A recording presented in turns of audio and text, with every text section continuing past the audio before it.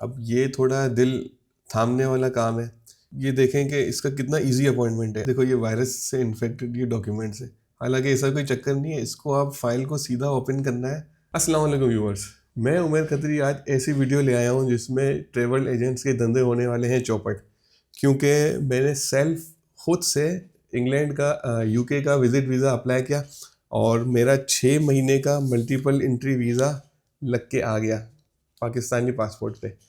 तो मैंने कहा कि यार इस चीज़ पे वीडियो बनाना बहुत ज़रूरी है, क्योंकि लोग बड़े परेशान होते हैं और एजेंट्स की काफ़ी ज़्यादा फीस होती है इन मामलों में।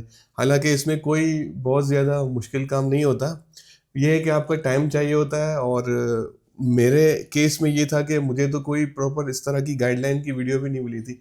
तो यहाँ वहाँ से इंफॉर्मेशन लेके किस तरह क्या चीज़ें प्रोसेस होती हैं, ये चीज़ करके मैंने वीज़ा अप्लाई किया। अच्छा इसमें रिस्क फैक्टर बहुत ज़्यादा है, क्योंकि मैंने कुछ ट्रैवल एजेंट से मैंने रब्ता किया इंटरनेट पे वैसे ही रैंडम नंबर निकाल के कि यार मुझे यूके विजिट अप्लाई करना है, और मैंने अपनी प्रोफाइल बताई इसी तरह। तो वो कह रहे हैं आप नहीं करें अप्लाई, क्योंकि रिजेक्शन बहुत ज़्यादा है और तकरीबन जो केसेस हैं वो रिजेक्ट होते हैं। तो यही बात 2-3 एजेंट्स की थी। मैंने कहा यार अब ये शुरू से ही हमें, अच्छा अपनी फ़ीस भी बता रहे हैं 30-40 हज़ार रुपये, 30 हज़ार रुपये। क्या हमारी 30 हज़ार रुपये, 40 हज़ार रुपये हमारी फ़ीस होगी। इसके बाद आप जो है वीज़ा की जो 40-50 हज़ार रुपये जो भी फ़ीस है, तो अब शुरू से ये मायूस कर रहे हैं। मैंने कहा यार चीज़ करनी है तो मैं खुद ही ऑनलाइन करूँगा इसको ना। और मैंने पूरी रिसर्च की, इनके पोर्टल्स देखे क्या क्या रिक्वायरमेंट है, क्या चीज़ नहीं है, पूरी मैंने चीज़ें इनकी पढ़ी। और इसके बाद मैंने शुरू कर दिया कि चलो अप्लाई करके देखते हैं। यही रिस्क था, जाहिर सी बात है। तो पाकिस्तानी पासपोर्ट पे काफ़ी मुश्किल रहता है, इसीलिए ट्रैवल एजेंट की मायूस कुन बातें थी। मैंने कहा नहीं यार, अगर ये मना कर रहे हैं तो इसका मतलब ये थोड़ी कि हम ट्राई ना करें। मैंने ऑनलाइन ट्राई किया और आपके सामने रिजल्ट लग गया। और ये जो पूरा प्रोसेस है, ये एक तरह से हम ये कह सकते हैं कि ये ऑथेंटिक है। हो सकता है इसमें कोई एरर हो, मगर जो वीज़ा ऑफिसर होते हैं वो जाहिर सी बात है इंसान है। अगर मैंने उस पर मैंशन किया कि ये मैंने सेल्फ अप्लाई किया है, तो वो लोग भी इंसान है, उन्होंने चीज़ें देखी होंगी कि हाँ यार इसने डॉक्यूमेंट्स वगैरह तो पूरे दिए, तो उन्होंने वीज़ा ग्रांट कर दिया। तो हम वीडियो शुरू करेंगे। वीडियो शुरू करने से पहले मैं आपको एक इसकी इंडेक्सिंग बता दूं कि मैंने ये किस तरह इस वीडियो को अलाइन किया हुआ है।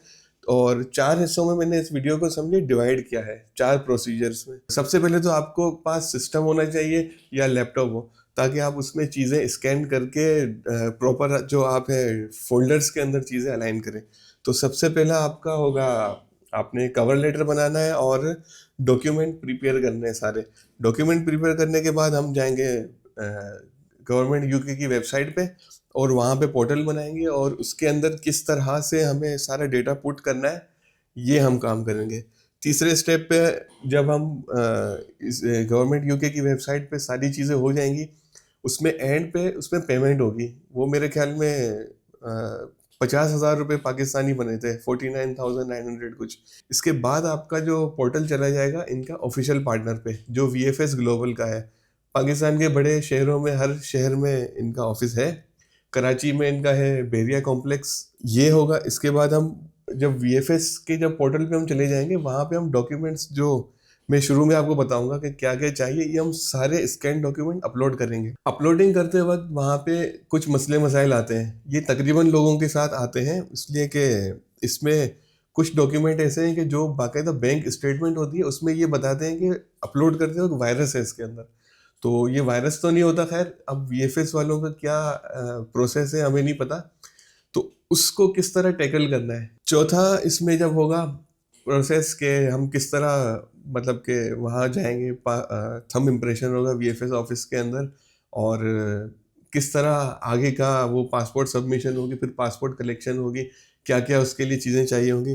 तो चलें शुरू करते हैं। सबसे पहले आपने इंसान जो है वो जब किसी वीज़ा के लिए हम जब वो प्लान कर रहे होते हैं, तो सबसे पहले हम अपने दिमाग के अंदर जो है पूरा प्रोसेस बनाते हैं कि यार मैं इस चीज़ के लिए एलिजिबल हूँ भी कि नहीं हूँ, मेरे पास ये डॉक्यूमेंट हैं कि नहीं है। कहीं ऐसा तो नहीं कि मैं इसके प्रोसेस के आगे जाऊँ और सारे पेमेंट करूँ और इसकी एलिजिबिलिटी में मसला आ जाए और इस चक्कर में मेरा रिजेक्ट हो जाए। तो सबसे पहले आपके पास चाहिए होगा जो VFS के थ्रू मैंने जो उसका सिस्टम देखा ना कि किस तरह डॉक्यूमेंट अपलोड होते हैं, तो मैंने उसके बना लिए फोल्डर। VFS के अंदर एक कैटेगरीज होती है डॉक्यूमेंट्स की, किस किस तरह से क्या क्या चीज़ अपलोड करनी है। वीडियो हो सकता है लंबी हो जाए काफ़ी, मगर ये प्रोसेस बहुत ज़रूरी है, इसलिए कि इस प्रोसेस से अगर हम हट के अगर हम कुछ करें या अगर आप वीडियो स्किप करेंगे तो आपको चीज़ समझ नहीं आएगी और ये क्वेश्चंस कमेंट्स में आते रहेंगे। तो सबसे पहले आपने अकोमोडेशन का एक फोल्डर बनाना है अपने सिस्टम में। उसके अंदर आपने जो होटल बुकिंग है, booking.com में जाके वहाँ से आप इंग्लैंड की, लंदन की किसी भी होटल की आप बुकिंग करेंगे और विदाउट पेमेंट वाली करेंगे, जिसमें फॉर एग्जांपल आपने जनवरी में जाना है तो उसमें इस तरह से होता है कि यार 10 जनवरी की आपकी अगर एंट्री है तो आप 6 जनवरी तक आप पेमेंट कर दें, तो आप वो वाली कर दें। तो 6 तक तो आपको पता ही लग ही जाएगा कि वीज़ा लगा नहीं लगा, टिकटें सारी। तो आपने सबसे पहले आपने फ्री वाली बुकिंग करनी है जो कंफर्म बुकिंग होगी। जो दूसरा उसके अंदर VFS के अंदर आ रहा था कैटेगरी में, एजुकेशन एविडेंस का, उसके अंदर आपने अपनी डिग्रीज वगैरह, मार्कशीट वगैरह, ट्रांसक्रिप्ट जो भी है फाइनल वाली होगी, आपने वो डाल देनी है। फिर बिजनेस प्रूफ होता है, बिजनेस प्रूफ का एक फोल्डर बनाना है। उसके अंदर आपने अपना जॉब लेटर डालना है, जो ऑफिस से आपको टैक्स सर्टिफिकेट मिलता है वो आपने उसके साथ अटैच करना है। ये सारी स्कैन चीज़ें होंगी। जॉब प्रूफ में ये हो गया। इसके अलावा आपने अपॉइंटमेंट लेटर जो आपको ऑफिस की तरफ से मिला था जब आपकी ज्वाइनिंग हुई थी, साल 2 साल 3 साल पहले, 3 महीने की सैलरी स्लिप जो फ्रेश होगी आखिरी की। तो चौथा फोल्डर आपने बनाना है फाइनेंशियल एविडेंस का, जिसके अंदर आपने अपनी बैंक स्टेटमेंट और बैंक मेंटेनेंस सर्टिफिकेट लाजमी लगानी है। फिर इसके बाद आ जाता है पासपोर्ट का। पूरी जो पासपोर्ट है आपकी उसका स्कैन वर्जन चाहिए उसको, तो उसकी PDF आप बना देना। तो पूरी पासपोर्ट का मतलब ये है कि आपके पहले पेज से लेके आखिरी पेज तक खाली पेजेस हैं वो भी आपने स्कैन करने हैं। अगर आपका पासपोर्ट फॉर एग्जांपल, ये मैंने पूरे एंड तक पेज, ये 36 पेजों वाली मेरी पासपोर्ट है, तो 36 के 36 पेजेस मैंने स्कैन किए, उसकी एक PDF बना के वो यहाँ पे अपलोड कर दी, क्योंकि उनकी रिक्वायरमेंट इस तरह की है। इसके बाद जो आप एक फोल्डर बनाएंगे उसके अंदर होगा लाइव इवेंट के नाम से। अब लाइव इवेंट के अंदर आप अपने, जैसे FRC बच्चों वाली है, FRC अपने भाई बहन वाली जो होती है, इसके अलावा मैरिज सर्टिफिकेट होगा, फॉर्म बे, बच्चों का जो फॉर्म होता है, और इस तरह की जो आपकी जो फैमिली से रिलेटेड जो डॉक्यूमेंट्स हैं वो इसमें अपलोड होंगे। ठीक हो गया। इसको भी स्कैन करना है अच्छी क्वालिटी में ताकि रीडेबिलिटी में मसला ना हो और ओरिजिनल डॉक्यूमेंट लगे। फोटो पिक्चर वाला काम नहीं करना। इसके बाद एक होगा अदर्स का, आप वो फोल्डर बनाएंगे। ये अदर्स के अंदर आपने जो ऐड करना है एक्टिव टैक्स पेयर 2 साल का। ठीक है, ये अपने आईरिस की जो FBR की वेबसाइट है वहाँ से डाउनलोड हो जाता है, वो कर लेंगे। इसके बाद एक्टिव पेयर का स्टेटस होगा। इसके अलावा एयरलाइन की डमी टिकट, ये VFS वालों के अंदर इसकी रिक्वायरमेंट थी, वहाँ पे हाईलाइटेड मतलब था लिखा हो कि एयरलाइन की टिकट डालनी है, मगर जो गवर्नमेंट ऑफ UK है उसमें इस तरह की कोई चीज़ नहीं लिखी हुई थी। तो एहतियातन मैंने क्या किया कि अपने दोस्त हैं उनसे मैंने एक UK की डमी टिकट बनवा ली, और ये प्लान के हिसाब से बनाई थी। जैसे मैंने जब ये प्लान बनाया उसमें लिखा था कि भाई मैंने 20 दिसंबर से 27 दिसंबर तक मैं लंदन में रहूँगा, और ये चीज़ बिल्कुल एक्यूरेट होनी चाहिए। जो कवर लेटर में आप टाइम लिखें, जो आपका प्लान हो, और जो ये डमी टिकट हो उसको टाइम, ये मेन चीज़ है कि इसमें गड़बड़ नहीं होनी चाहिए बिल्कुल भी। ID कार्ड जो आपका NIC होगा फ्रंट बैक, वो आप स्कैन करके डाल देंगे। पासपोर्ट फोटोग्राफ्स जो गाइडलाइन है इनकी वाइट बैकग्राउंड के साथ, वो आपने डालनी है। और प्रॉपर्टी डॉक्यूमेंट अगर आपके पास है, आपके नाम का घर है, तो ये एक प्लस पॉइंट होता है, इसलिए कि आपने अपने टाइज दिखाने हैं कि मैं वापस आऊँगा, मेरा घर मेरा यहाँ है, फैमिली मेरी यहाँ है, बच्चे मेरी स्कूल में है, तो जॉब मेरी यहाँ पे है। तो ये चीज़ें अगर आप सारी अगर वीज़ा ऑफिसर को मुतमईन कर देंगे तो वीज़ा आपको कंफर्म मिल जाएगा। चलें फिर हम स्टार्ट करते हैं अब सेकंड सेक्शन की तरफ, और उसके लिए मैंने सारा प्रोसेस ये किया हुआ था उसकी मैंने बनाई हुई है वीडियो। तो स्क्रीन पे चलते हैं और वहाँ मैं आपको दिखाता हूँ कि किस किस तरह से डॉक्यूमेंट्स मैंने VFS पोर्टल मैंने फिल किया, उसमें किस तरह से सारी चीज़ें जो हैं पेमेंट वगैरह हुई, और आगे किस तरह सारा प्रोसेस चला। तो चलें स्क्रीन पे चलते हैं। तो ये मैंने वीडियो इसकी पूरी बनाई हुई थी, गवर्नमेंट UK की वेबसाइट, जो मैं ये डिस्क्रिप्शन में डाल दूंगा इसका लिंक। वहाँ पे हमने पोर्टल बनाया, अब इसमें देखें ये वीज़ा का सारा आप देख सकते हैं कि ये स्टैंडर्ड जो 127 पाउंड का है और 220 पाउंड का ये 11 महीने का, और इस तरह से सारी डिटेल है, ये आप देख लें।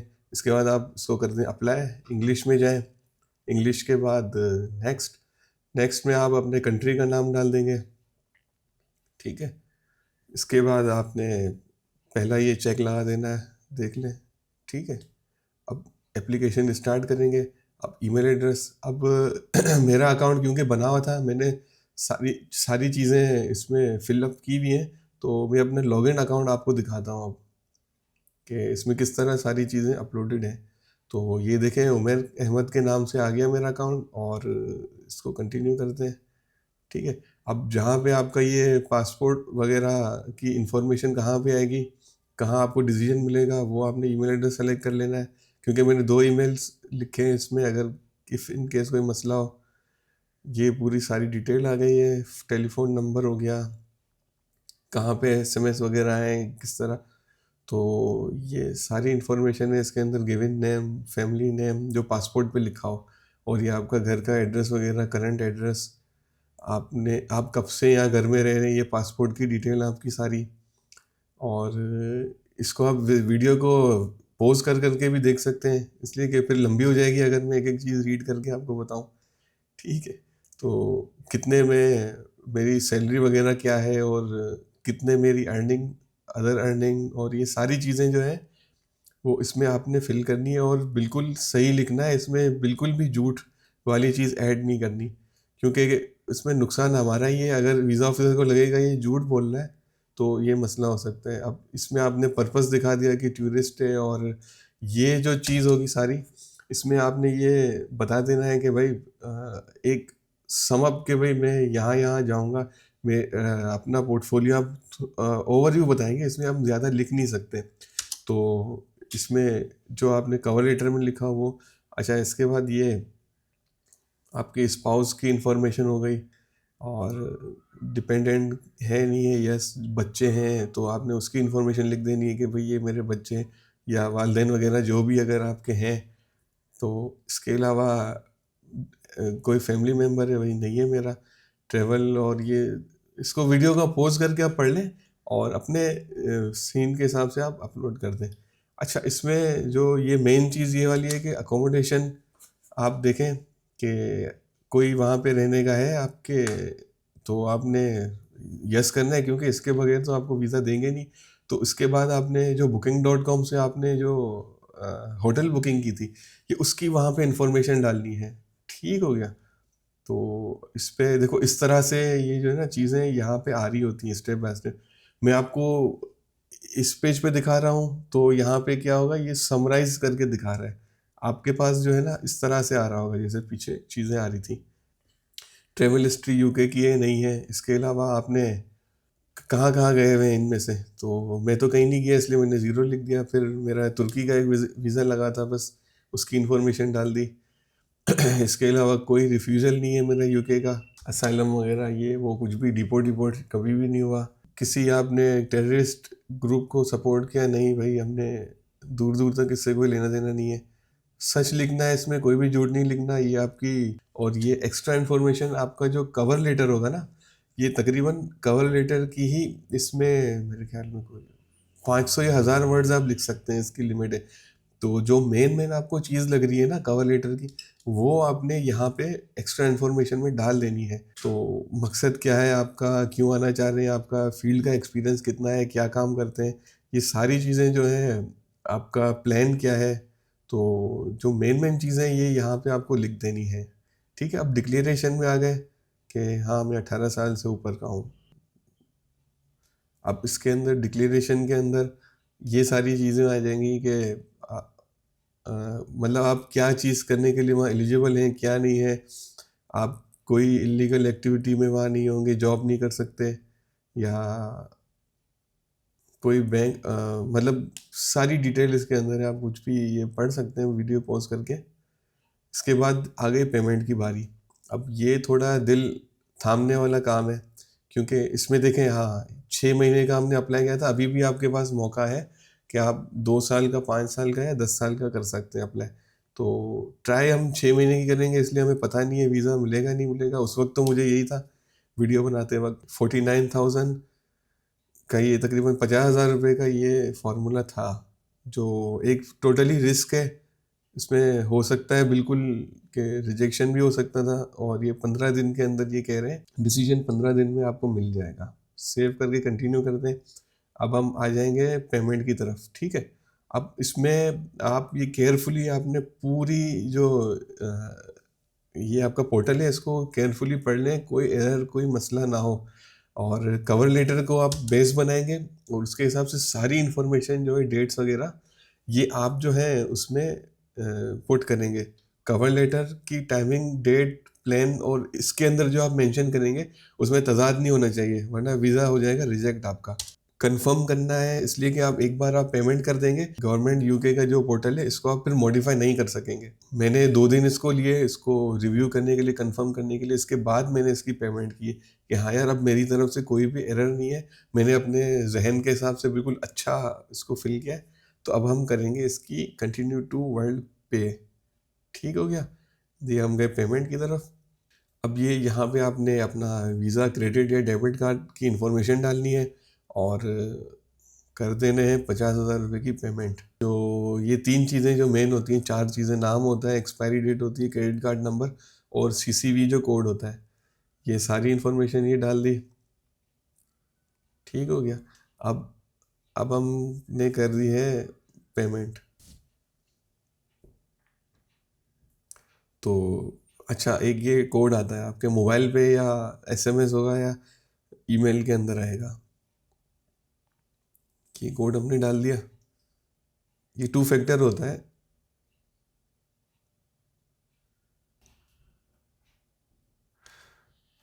तो भाई ये पेमेंट हो गई, अभी इसकी कंफर्मेशन भी आ जाएगी। ये देखें पेमेंट सक्सेसफुल हो गया, रेफरेंस नंबर आ गया और सारी चीज़ें। और इसको प्रिंट ज़रूर कर लेना ताकि ये एविडेंस है, और हम जब डॉक्यूमेंट अपलोड करेंगे ना अदर्स के अंदर, तो वहाँ पे ये डालेंगे कि भाई देखो हमने पेमेंट शेमेंट सारी चीज़ें ओके, टेक मामला तो हुआ है।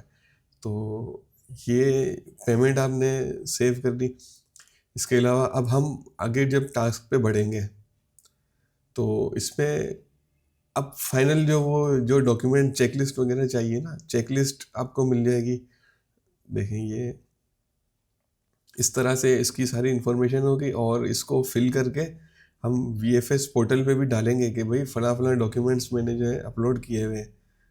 अब देखें ये कितने अच्छे लोग हैं, इसमें इन्होंने मेंशन किया है कि यार बायोमेट्रिक्स तक जो है ना, अगर आपने अभी भी कैंसिल करना है तो आपके पूरे पैसे आपको मिल जाएंगे वापस। ठीक है। अब आपने बायोमेट्रिक की इंफॉर्मेशन, अब ये वीएफएस पार्टनर की इंफॉर्मेशन है सारी कि भाई वहाँ वहाँ आपने जाना है, और ये फिंगरप्रिंट्स और फोटोग्राफ्स वगैरह जो होंगी वो वहाँ पे ली जाएंगी। ठीक है। अब हमने जब कंटिन्यू किया तो ये हम आ गए अब वीएफएस ग्लोबल की वेबसाइट पे, जिसकी फ्रेंचाइज जो है वो मैंने जिस तरह आपको बताया कि कराची में भी है और पूरे मुल्क में ही बड़े शहरों में है। अब यहाँ पे रेफरेंस नंबर मुझे मिल गया, इसको आपने सेव कर देना है, और यही रेफरेंस नंबर ईमेल में भी आपको मिलेगा। अब कहाँ पे बायोमेट्रिक करना है ये मैंने सेलेक्ट कर दिया, कराची और स्टैंडर्ड। इसलिए प्रीमियम बहुत ज़्यादा महंगा है इसका, और 1 हफ्ते में शायद उसका रिजल्ट आता है, मगर हमें कोई जल्दी नहीं है। 50,000 बने। अच्छा, अब ये देखें अपॉइंटमेंट आ गया कि अब आप ये देखें कि इसका कितना इजी अपॉइंटमेंट है। आज मैं खड़ा हुआ था, यानी जब ये अप्लाई कर रहा था 4 अक्टूबर ना 2025, और वो सैटरडे का दिन था, और देखिए मंडे के दिन से ही अपॉइंटमेंट मिल रहे हैं। मगर मैंने ट्यूसडे के दिन का लिया ताकि मंडे के दिन एक मार्जिन रखें अगर किसी चीज़ की ज़रूरत हो, कुछ हो। इसलिए कि मुझे यहाँ तक नहीं पता था आगे और क्या रिक्वायरमेंट होगी। तो ट्यूसडे का मैंने अपॉइंटमेंट ले लिया। अब इसमें अब वीएफएस वालों का देखें चार्जेस वगैरह है कि आपने सेल्फ अपलोड करना है, जिस तरह मैं इस वीडियो में आपको बताऊंगा किस तरह चीज़ें अपलोड होंगी। फ्री वाला हमने किया, फ्री वाले में ये चीज़ें देखो आपको चाहिए होंगी।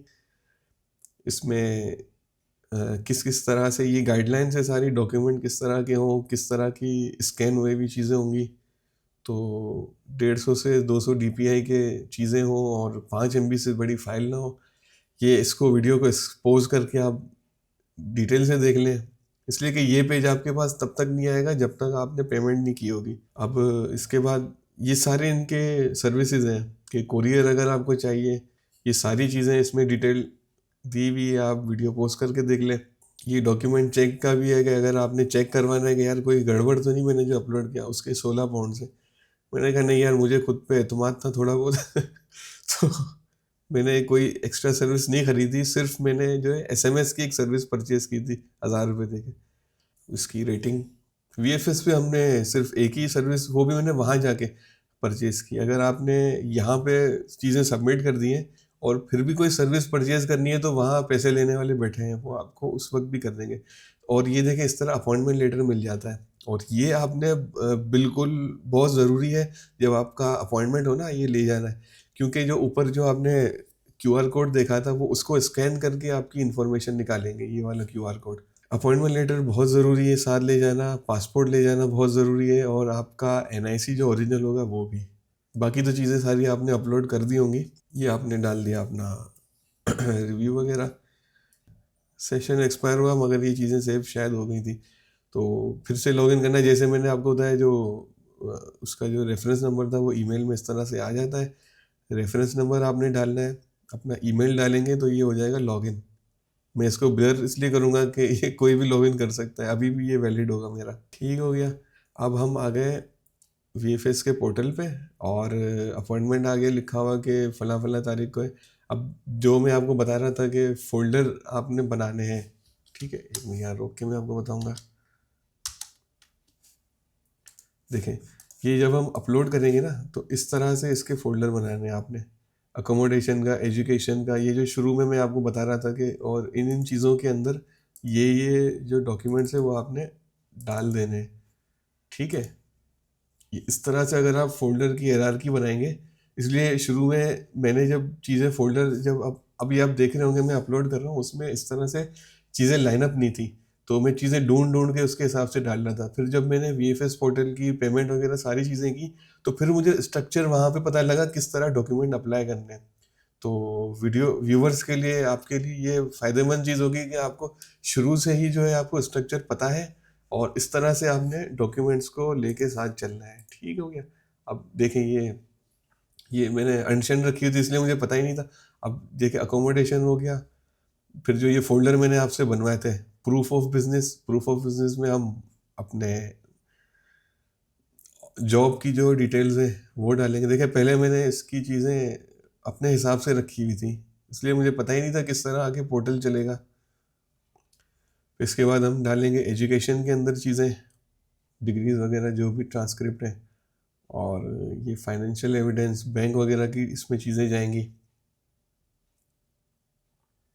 ये चीज़ें सारी आपके लिए सीखने वाली हैं कि इसमें अगर गड़बड़ होगी तो रिजेक्शन के मामला हो सकते हैं।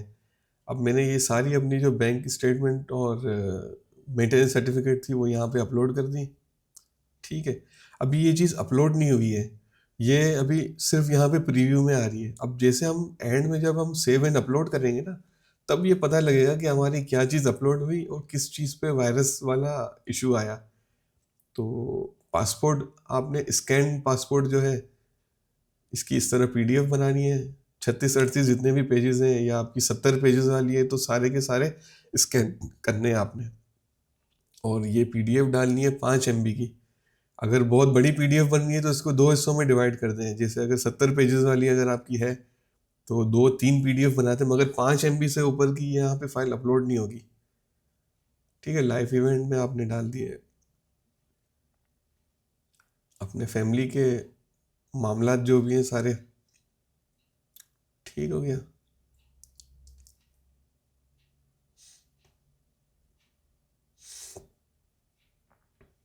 मेडिकल इन्फॉर्मेशन डालने की ज़रूरत नहीं है, जो स्टूडेंट्स वगैरह अप्लाई करते हैं तो उसको टीबी शीबी के या इस तरह के कोई टेस्ट होते हैं वो डालने पड़ते हैं।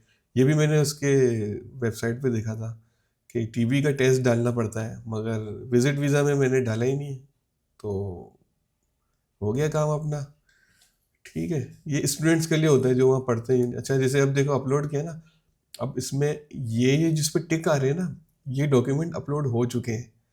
अब देखिए एजुकेशन डॉक्यूमेंट में सिर्फ ट्रांसक्रिप्ट जो है ना वो अपलोड हुई थी। अब इसमें से इन दोनों पे जो है ना ये बता रहा है वायरस है। देखो आपको फिर से मैं करके दिखाता हूँ अपलोड। ये दो चीज़ें डाली, इसको अब हम करेंगे सेव एंड अपलोड। अब यहाँ देखिएगा कि ऊपर ये आएगा, देखो ये वायरस से इन्फेक्टेड ये डॉक्यूमेंट्स है। हालांकि ऐसा कोई चक्कर नहीं है, इसको आप फाइल को सीधा ओपन करना है इलस्ट्रेटर में। एडोब इलस्ट्रेटर आप इंस्टॉल कर लें, ठीक है। मुझे ये प्रोसीजर समझ आया था।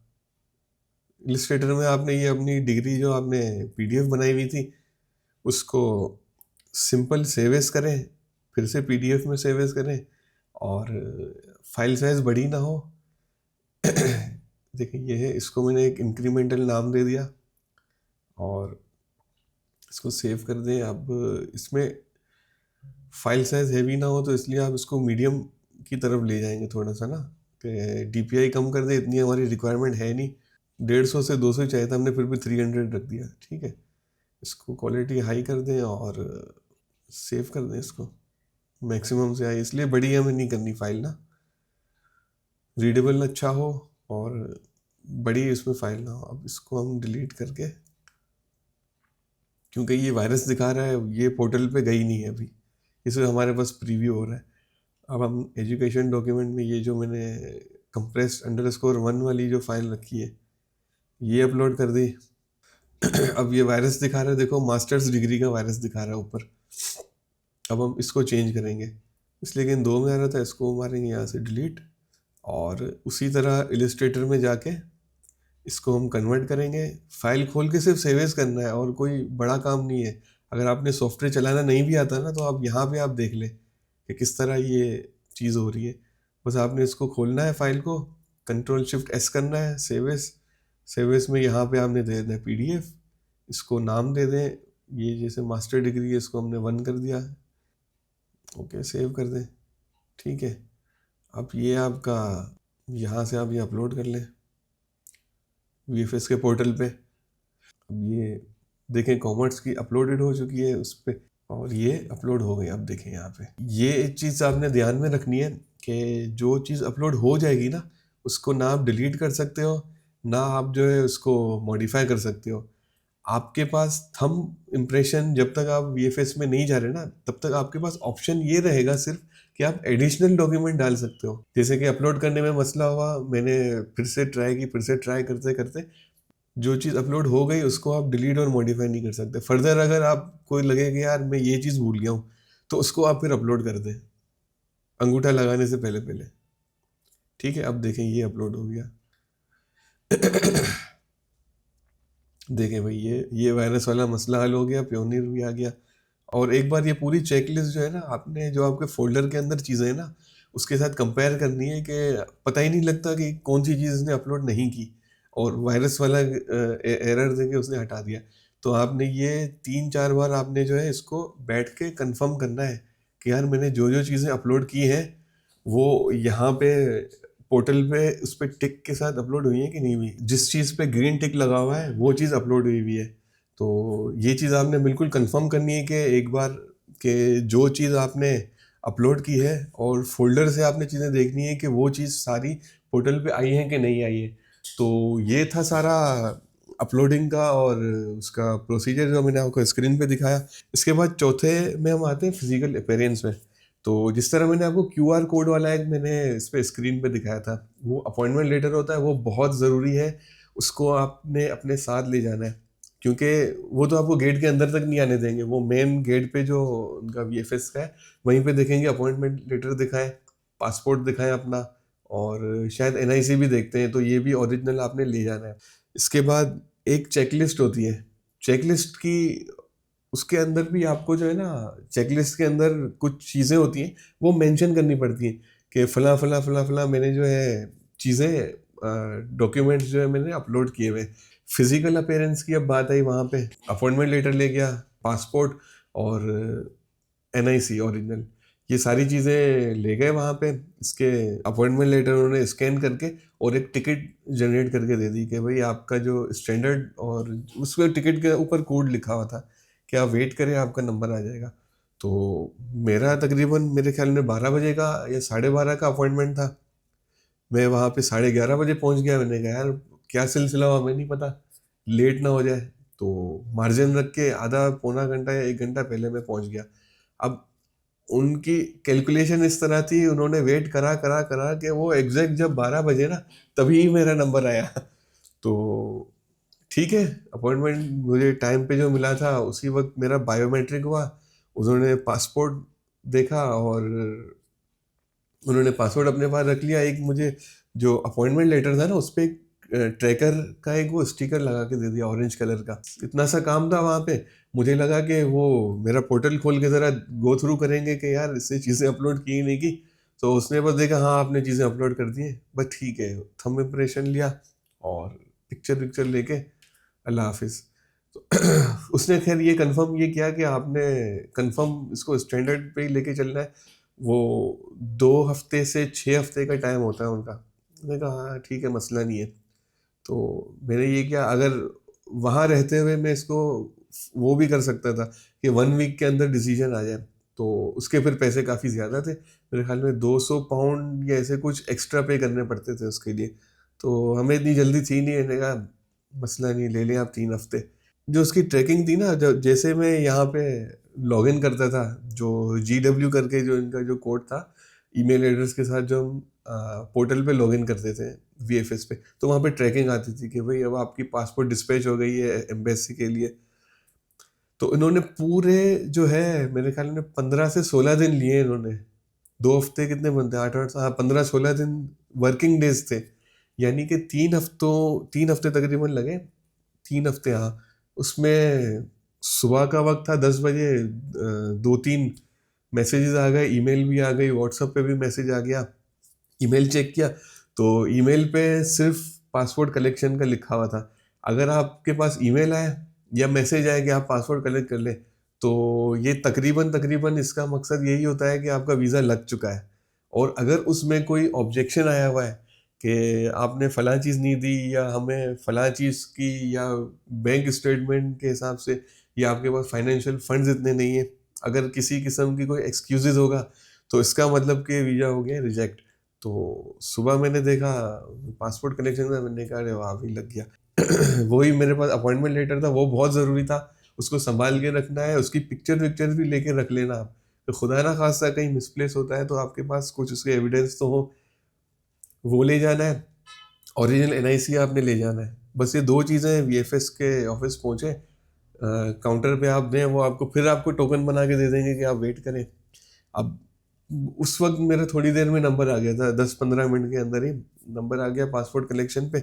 अब जैसे ही कलेक्शन वाले काउंटर पे मैं गया, तो वहाँ एक डिफेंस की कोई लड़की थी, वो बड़ी डिसअपॉइंटेड थी, उसकी बेचारी का सिर्फ आंसू नहीं निकले थे, वो इतना उसके चेहरे से, उसका वीज़ा शायद रिजेक्ट हुआ हुआ था। उसका जो मैंने चेहरा देखा ना, तो वो हालांकि बिल्कुल वेल एजुकेटेड, जिस तरह टिपिकल नहीं होते स्लीवलेस कपड़े और वो वाली बंदी थी पूरी ना।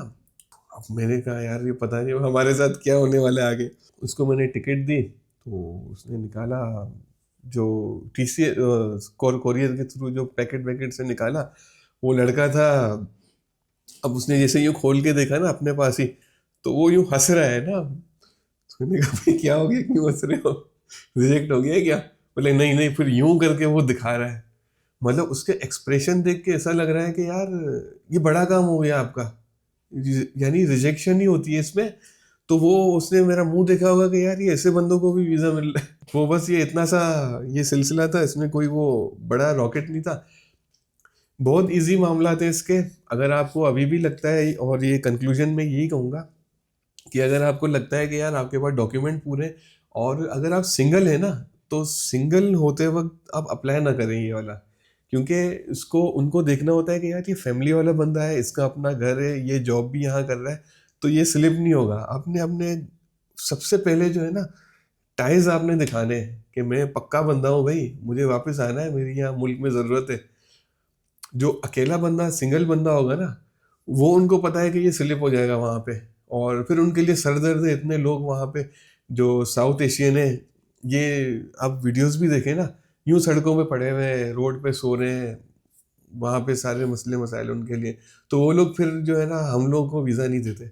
अब अगर आपके टाइज बिल्कुल मजबूत है, जॉब आपकी अच्छी है, सेविंग आपकी ठीक ठाक है, तो आप अगर इन चीज़ों में अगर आपको लग रहा है, आपका दिल मान रहा है कि हाँ यार सीधे लोग हैं हम लोग, स्लिप थोड़ी होना है। काम मेरा यहाँ पे, फैमिली मेरी यहाँ पे, घर मेरा यहाँ पे, तो सिर्फ विजिट के लिए जा रहे हैं। और प्रॉपर आपने प्लान बता देना है कि भाई मैं इस काम के लिए वहाँ जा रहा हूँ। अगर प्लानिंग में आपकी कोई गड़बड़ होगी तो रिजेक्ट, आपके 50,000 रुपये आपके गए पानी में। और सिर्फ रिजेक्ट नहीं होगा, ये एक और भी वो होता है कि पास गलत चीज़ नहीं लिखनी है आपने। अगर आपने गलत इन्फॉर्मेशन लिखी है, आपने लिख दिया बैंक स्टेटमेंट आपके अकाउंट में इतने हैं नहीं, और आपने लिख दिया कि फला पैसे हैं, और वो हो सकता है वो कंफर्म भी करें बैंक से, इस चीज़ में अगर पकड़ हो गई तो आप हो जाएंगे ब्लैक लिस्ट। फिर आप कभी यूरोप में भी नहीं जा सकेंगे। तो गलत इन्फॉर्मेशन आपने 1 रुपए की नहीं लिखनी। वैसे अगर सही इन्फॉर्मेशन लिख रहे हैं, रिजेक्ट हो गया वो मसला नहीं, आप फिर से अप्लाई कर सकते हैं।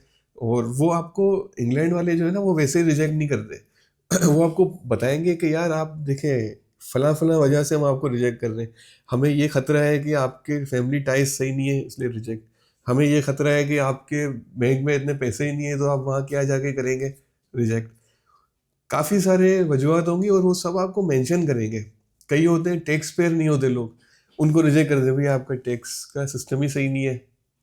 किसी की जॉब नहीं है तो वो रिजेक्ट कर देंगे यार आपका। तो ये सारे मामला हैं।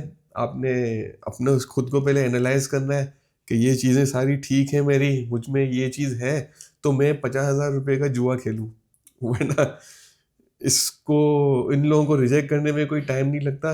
और ये पूरा का पूरा एक जो विजिट वीज़ा है इनका, ये एक तरह से जुआ ही है। तो वीडियो को यहाँ ख़त्म करते हैं। और अगर किसी भी किस्म का आपका क्वेश्चन हो, कोई भी किस्म की आपको इन्फॉर्मेशन या हेल्प चाहिए हो, तो कमेंट सेक्शन में बता दें। मैं आप हर वक्त आपके लिए हाजिर हूँ, और जो मेरी नॉलेज और जो मेरा एक्सपीरियंस होगा उसके हिसाब से जो मैं आपकी बेहतर हेल्प कर सकूँगा वो मैं ज़रूर करूँगा। मिलते हैं अगली वीडियो में, तब तक के लिए अल्लाह हाफिज़।